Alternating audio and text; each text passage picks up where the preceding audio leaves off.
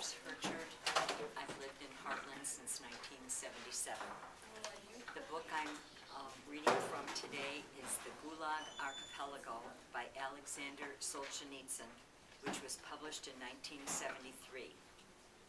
This book was barred from publication in the USSR in 1973. The author was stripped of Soviet citizenship and deported due to its revealing descriptions of forced Soviet labor camps. I'm going to read from the back of the book, which is the volume 2 of the Gulag Archipelago, and it's about the history of the book. The first quote is from Newsweek. The first volume of this work dealt with the arrests, interrogations, and transportation of prisoners to the archipelago camps, a sort of state within a state that stretched geographically from Leningrad to Kamals.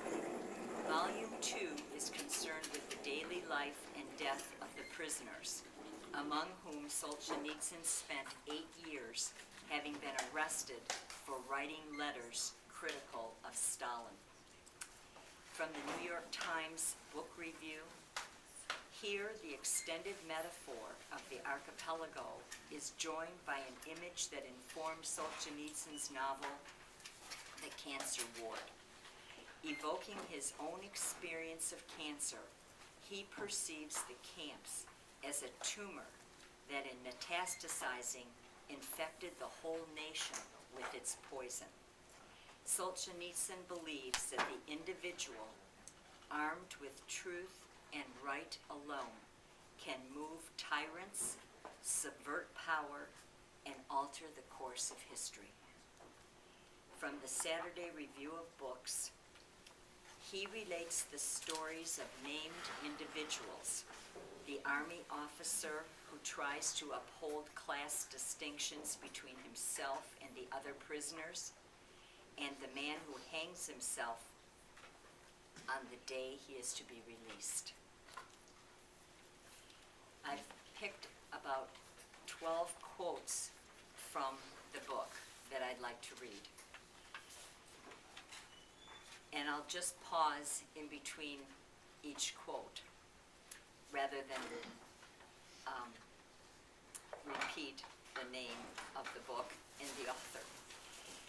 These are his words. If only it were all so simple. If only there were evil people somewhere insidiously committing evil deeds, and it were necessary only to separate them from the rest of us and destroy them. But the line dividing good and evil cuts through the heart of every human being. And who is willing to destroy a piece of his own heart? Gradually, it was disclosed to me that the line separating good and evil passes not through states, nor between classes, nor between political parties either, but right through every human heart, and through all human hearts. This line shifts. Inside us, it oscillates with the years, and even within hearts overwhelmed by evil, one small bridgehead of good is retained, and even in the best of all hearts, there remains an unuprooted small corner of evil. Since then, I have come to understand the truth of all the religions of the world.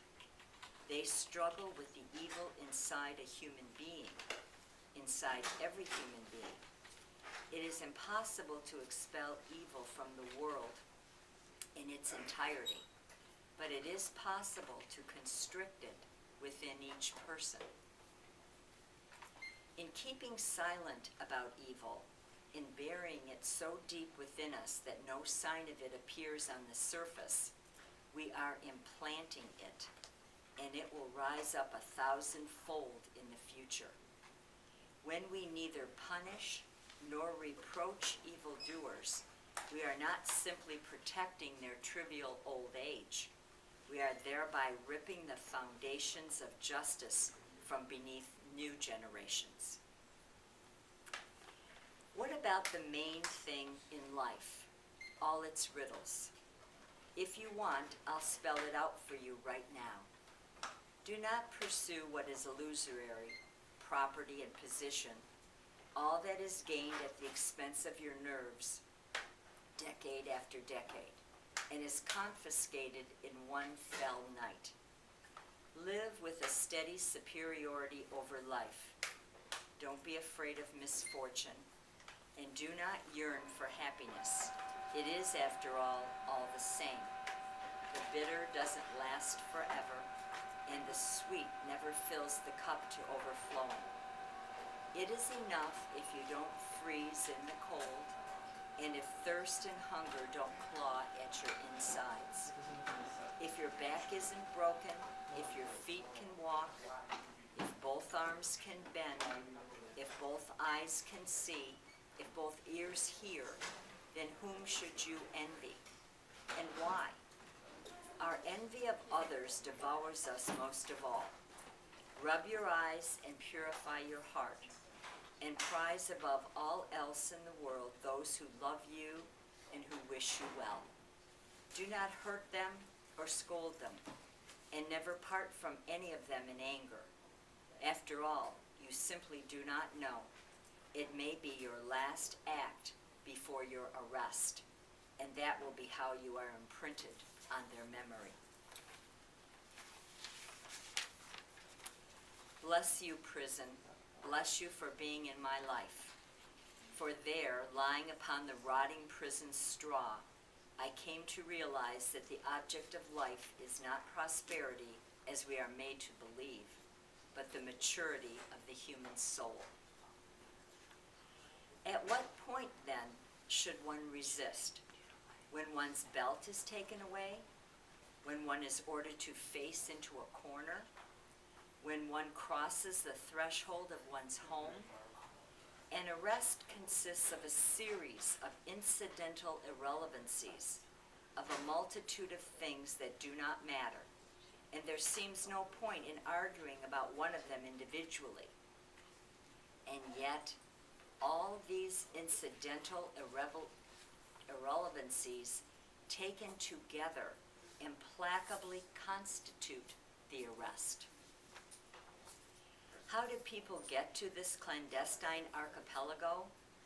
Hour by hour, planes fly there, ships steer their course there, and trains thunder off to it, but all with nary a mark on them to tell of their destination. And at the ticket window or at travel bureaus for Soviet or foreign tourists, the employees would be astounded if you were to ask for a ticket to go there. They know nothing, and they never heard of the archipelago as a whole, or any one of its innumerable islands. Those who go to the archipelago to administer it get there via the training schools of the Ministry of Internal Affairs. Those who go there to be guards are conscripted via the military conscription centers.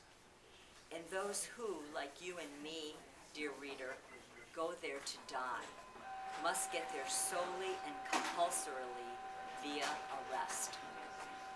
Arrest. Need it be said that it is a breaking point in your life, a bolt of lightning which has scored a direct hit upon you? That it is an unassimilable spiritual earthquake not every person can cope with, as a result of which people often slip into insanity? The universe has as many different centers as there are living beings in it. Each of us is the center of the universe, and that universe is shattered when they hiss at you. You are under arrest. If you are arrested, can anything else remain unshattered by this cataclysm? But the darkened mind is incapable of embracing these displacements in our universe. And both the most sophisticated and the veriest simpleton among us, drawing on all life's experience, can gasp out only, "Me? What for?" And this is a question which, though repeated millions and millions of times before, has yet to receive an answer. Arrest is an instantaneous, shattering thrust, expulsion, somersault from one state into another. We have happily borne, or perhaps have unhappily dragged our weary way down the long and crooked streets of our lives, past all kinds of walls and fences made of rotting wood, rammed earth, brick, concrete, iron railings. We have never given a thought to what lies behind them. We have never tried to penetrate them with our vision or our understanding. But there is where the Gulag country begins, right next to us, 2 yards away from us. In addition, we have failed to notice an enormous number of closely fitted, well-disguised doors and gates in these fences. All those gates were prepared for us, every last one.